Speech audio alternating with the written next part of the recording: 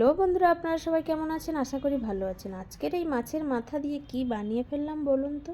চলুন দেখে নেওয়া যাক পুরো ভিডিওটা প্রথম থেকে শেষ পর্যন্ত। কি বানিয়ে ফেললাম সেটাই আপনাদের দেখিয়ে দেবো। চলুন পুরো ভিডিওটা দেখতে থাকি। প্রথমে এখানে মাছের মাথা নিয়ে নিয়েছি, রুই মাছের মাথা ভালো করে লবণ হলুদ মাখিয়ে রেখে দিলাম। এরপর মুগ ডাল আর মসুর ডাল একসঙ্গে সেদ্ধ করে নিয়েছি সুন্দর করে। মুগ ডালটা একটু ভেজে নেবেন, পরিমাণ মতন আপনারা নিয়ে নেবেন। দেখুন সুন্দর করে গলে গেছে, এখানে লবণ দিয়ে সেদ্ধ করে নিয়েছি। এরপর মাছের মাথাগুলো সুন্দর করে ভেজে নিচ্ছি। দেখুন লাল লাল করে একদম মচমচে করে ভেজে নিয়েছি। এপিট ওপিট উল্টে ভেজে নিয়েছি একদম মিডিয়াম আঁচে। এরপর যে ডাল সেদ্ধ করে নিয়েছিলাম, ডালটাকে জল দিয়ে ঘেটে নেব এবং একটু ফুটিয়ে নেব।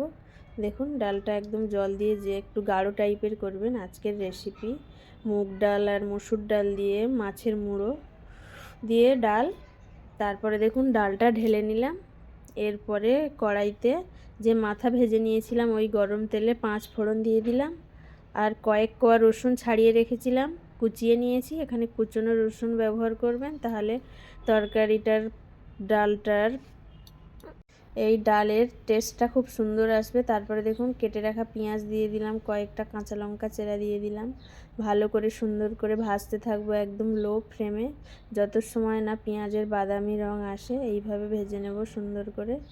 দেখুন এরপরে ভাজা হয়ে এসেছে। এরপরে একে একে সমস্ত মশলা ব্যবহার করব কিছু।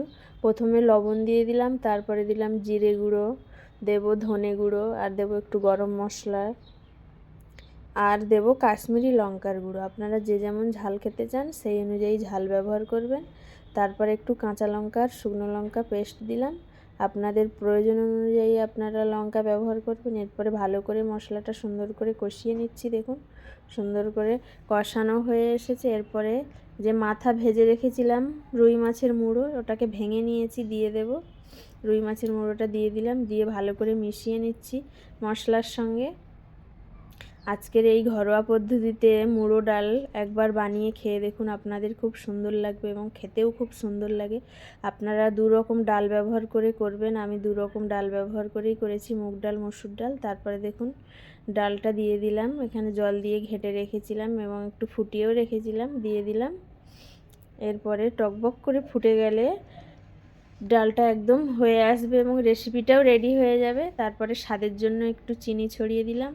আপনাদের প্রয়োজন মতন আপনারা যে যেমন ডালের ঘনত্ব রাখতে চান এবং গাঢ় করতে চান সেই অনুযায়ী ডালে জল দেবেন। তারপরে একটু লবণ দিয়ে দিলাম স্বাদ অনুযায়ী। আজকের রেসিপি একদম রেডি।